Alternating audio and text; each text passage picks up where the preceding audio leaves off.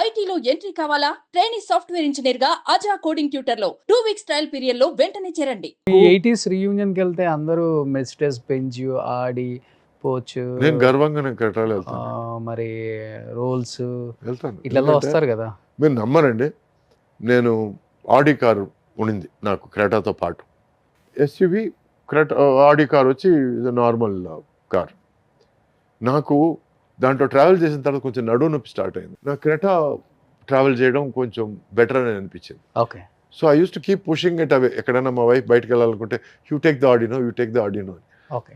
ఆ తర్వాత ఏమైందంటే తను షీ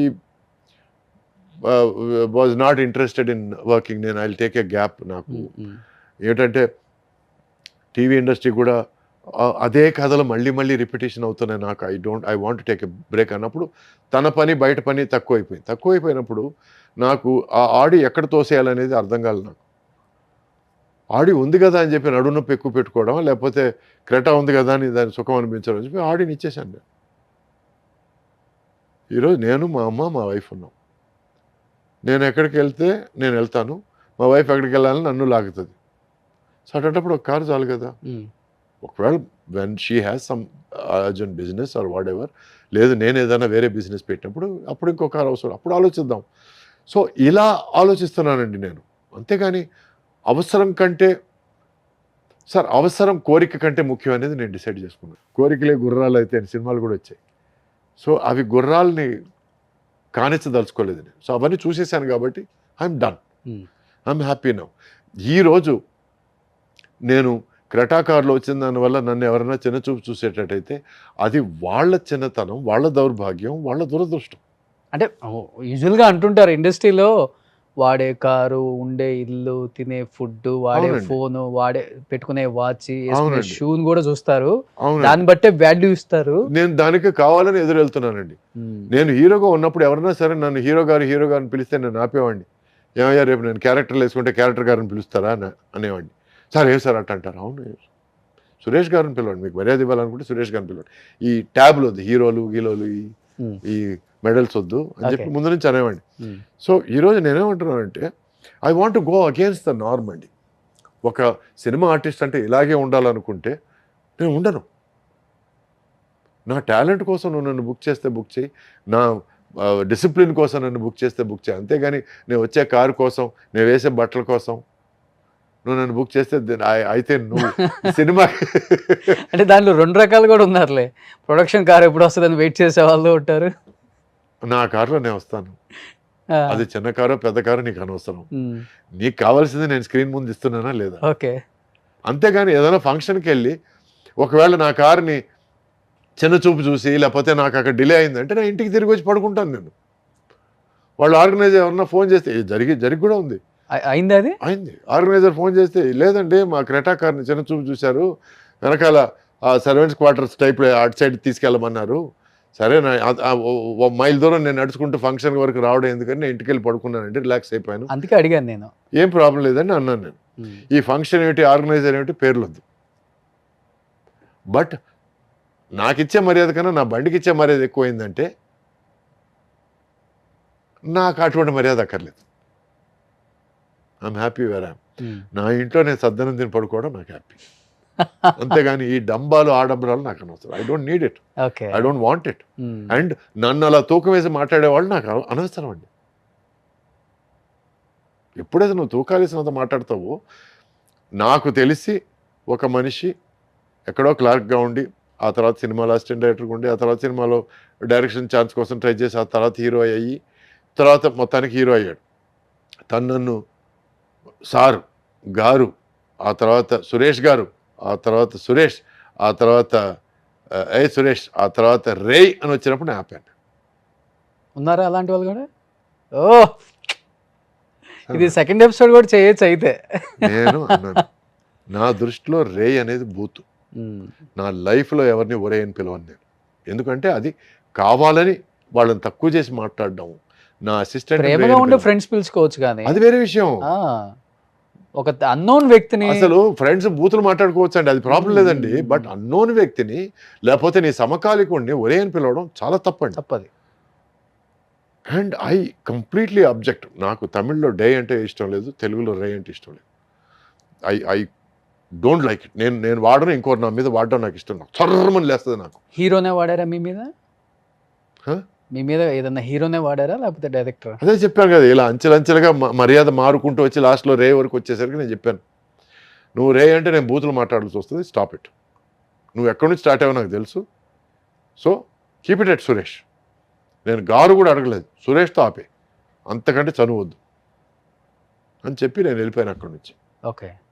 ఎవరు ఏమిటి పెద్దగా కాంట్రవర్సీలు దిగరు కదా మీరు ఫస్ట్ నుంచి కూడా? మర్యాదగా చెప్తారు అంతే. పార్టీలకు వెళ్ళను, పార్టీలో తాగేసి పిచ్చి పిచ్చిగా బిహేవ్ చేయను, పిచ్చి పిచ్చిగా మాట్లాడను. నేను ఉన్న ఉనికి చాలా మందికి తెలీదు. ఒక స్టేజ్ తర్వాత నా 100 days ఫంక్షన్కి వెళ్ళడం ఆపేశాను, ఆడియో రిలీజ్ ఫంక్షన్కి ఆపేశాను. ఎందుకు? బాగున్న సినిమాలు వాటికవే ఆడుతాయి. మనమేమి నేను చేసిన సినిమా ఎలా ఉందంటే నా భూతో నా భవిష్యత్ ఇవన్నీ అనవసరం. సినిమా మాట్లాడాలి, నేను కాదు. So I always been about work talking, not me talking. నా పని మాట్లాడాలి. సో నేను బాగా చేశాను, నేను లేనా అనేది నా సక్సెస్ఫుల్ ఫెయిల్యూర్లు చెప్పాలి, కానీ నేను చెప్పకూడదండి. సార్, మీ జర్నీలో ఒక వ్యక్తి గురించి అడగకుండా ఫినిష్ చేయలేము అసలుకి. సౌందర్య గారు. ఎందుకంటే ఒక హీరోయిన్ అంటే ఇలానే ఉండాలా, కట్టుబొట్టు ఇలానే ఉండాలి కదా అనే దానికి నిర్వచనం అంటే ఆమె. అమ్మోరు సినిమా నేను యాక్ట్ చేసేటప్పుడు ఆ అమ్మాయిని సెలెక్ట్ చేశారండి. మొత్తానికి మన శ్యామ్ ప్రసాద్ గారు వెళ్ళి బెంగళూరు నుంచి సెలెక్ట్ చేసి తీసుకొచ్చారు. అప్పటికి యంగ్ గర్ల్, అప్పుడు 16 or 17, ఐఎమ్ నాట్ షూర్, నేను ఏజ్ అడగను నేను అమ్మాయి.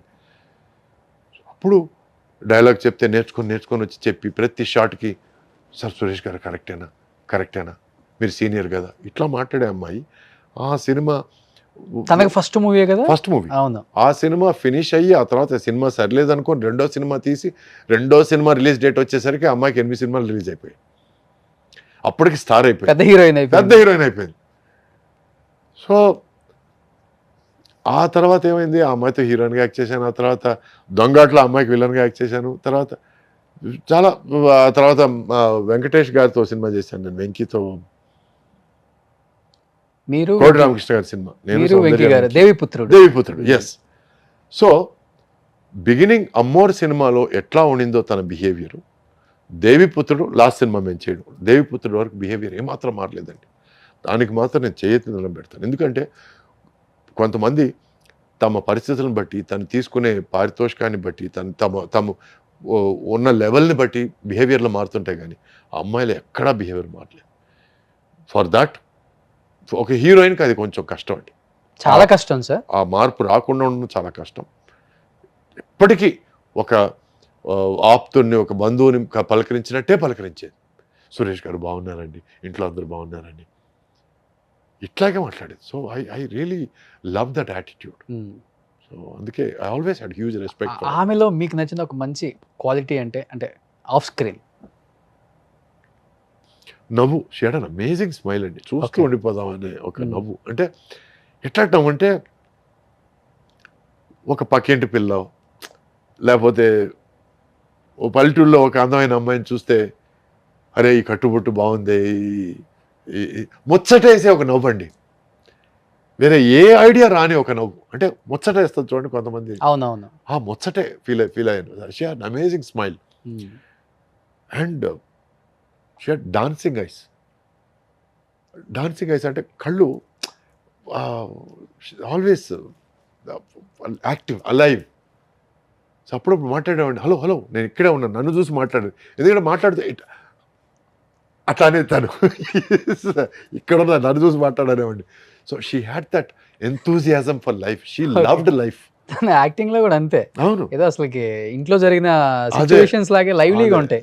సో అంత లవ్ ఫర్ లైఫ్ ఉన్న ఒక మనిషి లైఫ్ పోయిందంటే ఐ ఫెల్ట్ రియలీ బ్యాడ్. నా జీవితంలో 2 సార్లు ఏడ్చానండి నేను. ఎందుకంటే ఎక్కడో వచ్చిన ఫిలాసఫీ, నాలో వచ్చిన ఫిలాసఫీ ఏంటంటే, మనం వచ్చాం కాబట్టి పోక తప్పదు. సో ఇక్కడ మన స్కిన్ బోన్స్ ఫ్లెష్ చచ్చిపోయినా కూడా ఆత్మ చావదు, ఆత్మ ఇంకో చోటకి వెళ్ళి ఇంకొక ప్లేస్లో పుట్టి ఇంకొక జీవితం స్టార్ట్ అవుతుంది అనే ఫిలాసఫీకి వచ్చేసాను నేను. సో నా తాతగారు పోయినా, మా పెద్దమ్మ పోయినా, ఐ మీన్ అత్తగారు పోయినా, అత్తయ్య మా ఫాదర్ సిస్టర్ పోయినా, మా ఫాదర్ పోయినా నేను అంతగా కన్నీళ్ళు వదలలేదు. Because better life, they are going to another, అవును, ఇంకొక అధ్యాయం, ఇంకొక చాప్టర్ వాళ్ళ లైఫ్లో స్టార్ట్ చేయబోతున్నారు అనే ఫీలింగ్.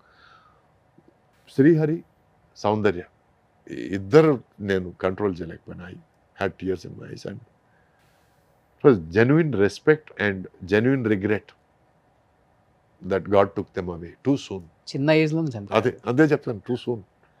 ఇంత తొందరగా తీసుకెళ్ళడం అన్యాయం, మరీ అన్యాయం. నేను మాట్లాడాను సార్ 1 వీక్ బ్యాక్ వాళ్ళ హస్బెండ్ తో, అలాగా? రఘు గారితో. అయ్యో, చాలా హ్యాపీ ఫీల్ అయ్యారు ఆయన. ఎంత హ్యాపీ ఫీల్ అయ్యారంటే ఇప్పుడు పెళ్ళైపోయిందంట, ఆహా. 2 పాపలు. నేను అన్నాను సౌందర్య గారు మళ్ళీ పుట్టారండి అన్నాను. పుట్టారంటే అవునండి పుట్టారు, సేమ్ డిట్టో అన్నాడు. అయ్యో, కానీ అమ్మోరు టైంలో ఈ గ్రాఫిక్స్ ఇవంతా గ్రేట్ కదా సార్. ఆ టైంలో అది ఎంఎస్ రెడ్డి గారు, శ్యామ్ ప్రసాద్ రెడ్డి గారికి చెప్పాలండి, credit entire credit goes to him అండి. ఒక సినిమా తీయడం, ఆ సినిమా బాగాలేదనుకొని మళ్ళీ తీయడం, సో ఆ పంతం కానీ ఆ పట్టుదల కానీ శ్యామ్ ప్రసాద్ రెడ్డి గారికి hats off to him. Ammoru credit ఆయనదేనండి.